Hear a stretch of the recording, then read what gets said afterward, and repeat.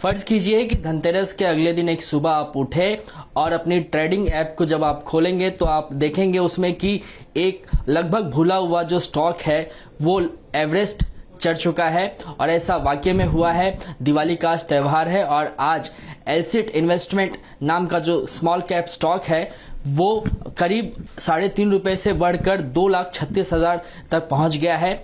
इसके पीछे की क्या कहानी है, इस पर हमारे साथ खास बातचीत करने के लिए share market expert AP Shukla sir मौजूद हैं। सर, एबीपी न्यूज में बहुत बहुत स्वागत है आपको। आपका दिवाली की ढेर शुभकामनाएं। और सर ये बताइए कि किस तरीके से ये मुमकिन हुआ कि एक जो स्मॉल कैप स्टॉक है जिसकी कीमत कल तक करीबन 3.5 रुपए थी वो आज पहुंचकर 2,36,000 के आसपास पहुंच गया है।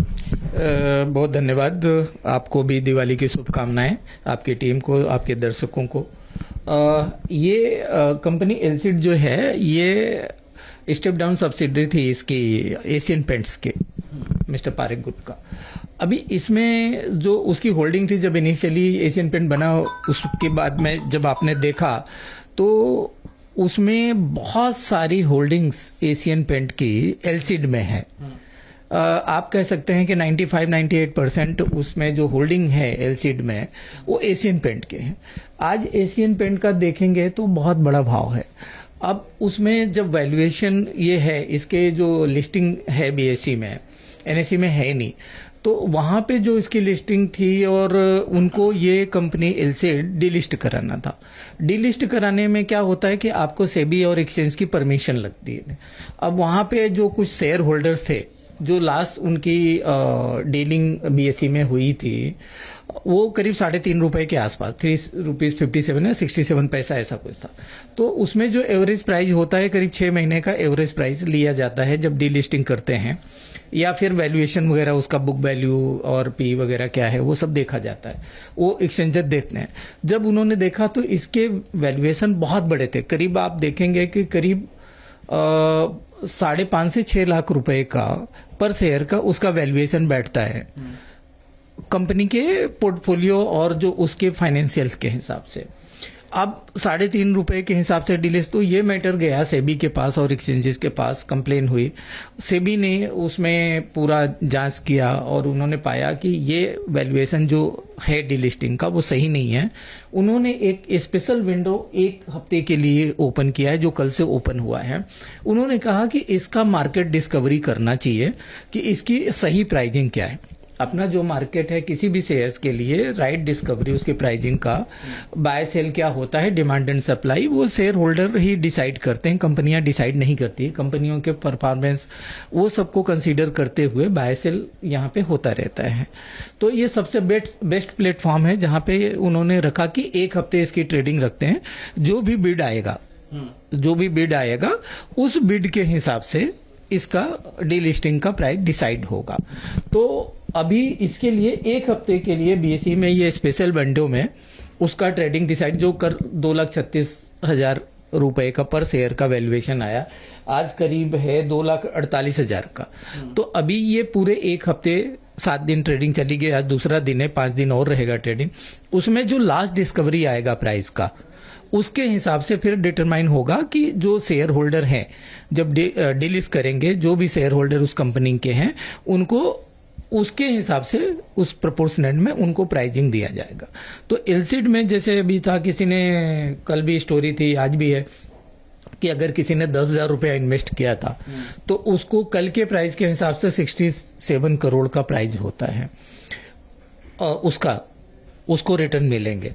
अभी अगर ये देखिए कि ये प्राइस करीब 3 लाख रुपए हो जाती है या उससे ज्यादा होती है लास्ट में, तो फिर सबकी तो आप समझिए ना कि उनके सबके बोलते हैं ना सोने पे सुहागा, मतलब उनका जो सारे पॉकेट भर जाएंगे, जितने भी पॉकेट होंगे जो इन्वेस्टर्स होंगे।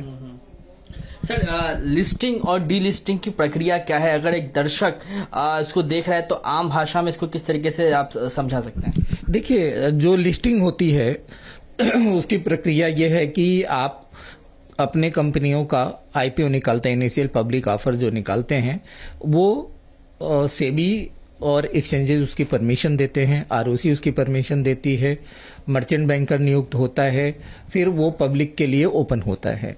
तो उसमें इनिशियल जो पेडअप रहता है 10 रुपए का पेडअप होता है, या कोई कंपनी कम भी कर सकती है, और उनका बुक वैल्यू उनके फाइनेंशियल के हिसाब से मर्चेंट बैंकर प्राइस डिटरमाइन करता है, फिक्स करता है, और उसमें इन्वेस्टर्स अपना बिड करते हैं।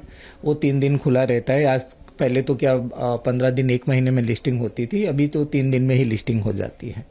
तो वो इन्वेस्टर के लिए हो गया लिस्टिंग की प्रक्रिया, जो आईपीओ में बिड करके आप ले सकते हैं, फिर बाद में एक्सचेंज में लिस्टिंग हो, जैसे आप देख रहे हैं स्क्रीन पे बाय सेल हो रहा है। तो ये चीजें होती है।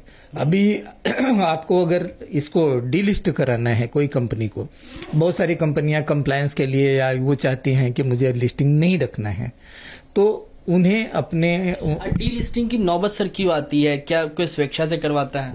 अभी उनको नहीं रखता है, उसमें बहुत कम शेयर होल्डर्स हैं, या उनको नहीं रखना है, वो कंपनियों का डिसीजन है कि वो डीलिस्टिंग क्यों कराना चाहते हैं। बहुत सारे बार वो कंप्लायंस इशू होता है, या बिजनेस नहीं है, या बहुत सारे पैरामीटर्स हैं जिसकी वजह से आप डीलिस्ट करा सकते हैं। पर उसके लिए यह है कि आपको एग्जिट जो शेयर होल्डर हैं, जो एग्जिस्टिंग शेयर होल्डर हैं, उनको प्रॉपर एग्जिट देना पड़ेगा। और वो क्या होता है कि वो कंपनियों के जो फाइनेंशियल्स हैं, उसके कंपनी के असेट्स हैं, उसको वैल्यूएशन होता है, वैल्यूअर अपॉइंट होते हैं, मर्चेंट बैंकर या कोई वैल्यूअर कंपनी वगैरह जो है, उसके वो फिर आपका वैल्यूएशन देते हैं कि ये रेट में एग्जिट इन्वेस्टर्स को मिलना चाहिए। तो कंपनी फिर उसको एक स्पेशल विंडो एक्सचेंज खोलता है, जिसमें आप अपना शेयर ऑफर कर सकते हैं, बाय बैक जैसा ही। तो उसमें आप शेयर होल्डर अपने शेयर्स को ऑफर करते हैं कंपनी को। कंपनी उनको जैसे ही ऑफर एक्सेप्ट हो जाता है और उसका विंडो क्लोज होता है, कंपनियां उनको शेयर होल्डर को पैसे भेज देती हैं उनके खाते में थ्रू आरटीजीएस या एनईएफटी जो भी रहता है। और वो फिर कंपनी थोड़े से और कंप्लायंस जो क्लोजिंग के रहते हैं वो एक्सचेंज में रहता है, वो करके फिर कंपनी डीलिस्ट हो जाती है। एलसीड इन्वेस्टमेंट के जो स्टॉक प्राइस है उसमें इतनी बढ़ोतरी हुई है, शेयर मार्केट पे सर इसका किस तरीके से असर आप देख रहे हैं? इस पे कोई बड़ा असर नहीं है, इसलिए क्योंकि इंडेक्स या सेंसेक्स इन सब में कुछ है नहीं। बट ये है कि जो उसके शेयर होल्डर हैं उनकी लॉटरी निकल गई है, और सेबी ने जो बोला है कि भाई इनको एक प्रॉपर एग्जिट, प्रॉपर वैल्यूएशन के साथ एग्जिट मिलना चाहिए शेयर होल्डर को, वो प्रक्रिया के तहत इसका जो है स्पेशल विंडो में ट्रेडिंग हो रहा है।